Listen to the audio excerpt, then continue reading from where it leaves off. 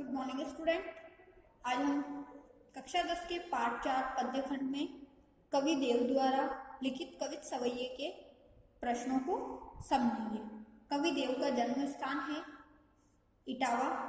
गहरी गहरी घटा में कौन सा शब्दालंकार है?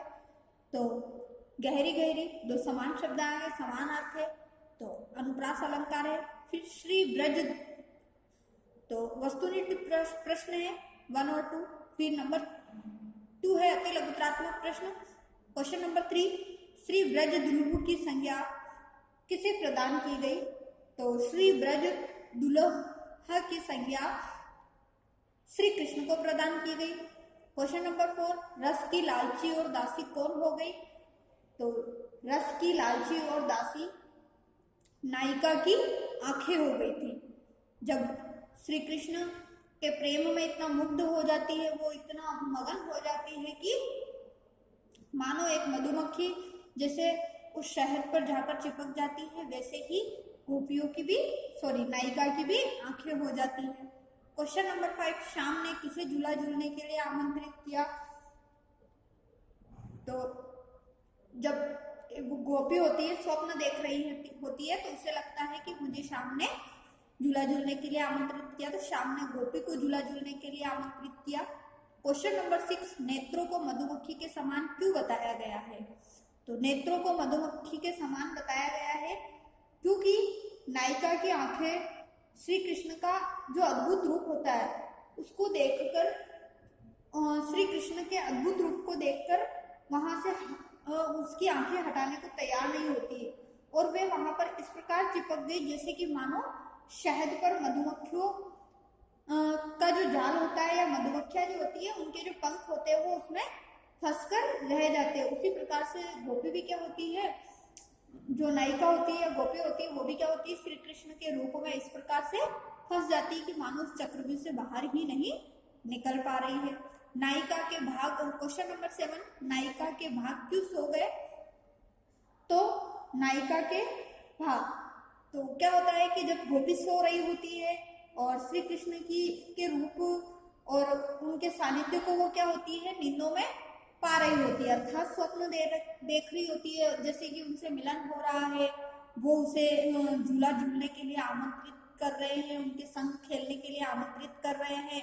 परंतु अचानक से क्या होता है कि वो इतनी प्रसन्न हो जाती है, जैसे ही श्री कृष्ण उन्हें कहते हैं कि चलो तुम मेरे साथ झूला झूलो, तब वो उस खुशी के मारे इतनी प्रसन्न होकर एकदम से उसकी नींद खुल जाती है। और जब नींद खुल जाती है तो जब वो देखती है कि ना गण है ना घनश्याम, अर्थात न तो प्रभु श्री श्याम है और ना ही काली काली घटाएं हैं, ना बादल है, कुछ भी तो नहीं है, तो उसका सपना क्या होता है, टूट जाता है।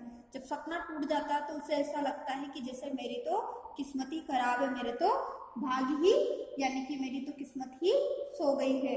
और इस प्रकार से वो दुख के सागर में इस प्रकार से डूब जाती है कि उसकी आंखों से आंसू बहने लगते हैं और वो अपनी किस्मत को बुरा मानने लगती है।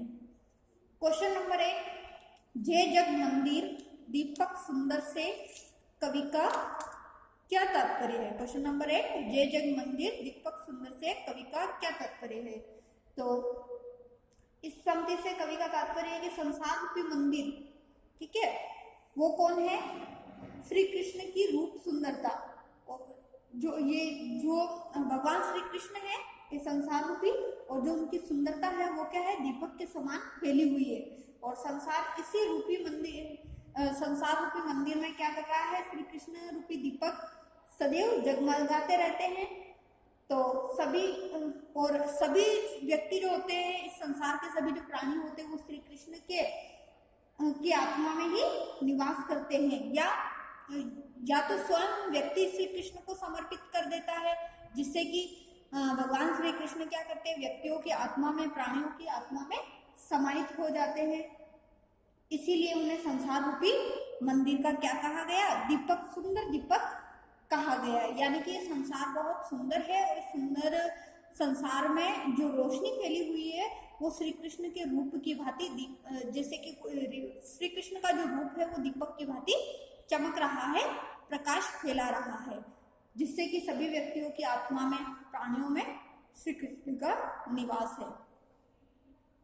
क्वेश्चन नंबर, निबंधात्मक प्रश्न। क्वेश्चन नंबर 9, काव्यांश के आधार पर श्री कृष्ण के सौंदर्य का वर्णन कीजिए। ये आपको स्वयं करना है। क्वेश्चन नंबर 10, पद्यांश के आधार पर देव की काव्यगत विशेषताओं पर प्रकाश डालिए। तो क्वेश्चन नंबर 9 और 10 आपको स्वयं करना है। क्वेश्चन नंबर 11, निम्नलिखित पंक्तियों की सप्रसंग व्याख्या कीजिए, जो कि आपने व्याख्या विस्तार से सभी पदों की कर ली है, इसलिए क्वेश्चन नंबर 11 आपको नहीं करना है। तो आज का जो आपका होमवर्क है अति लघुत्रात्मक, लघुत्रात्मक और निबंधात्मक के क्वेश्चन नंबर 9 है, ठीक है, जिसको कि आप नोटबुक में नोट कर लीजिए।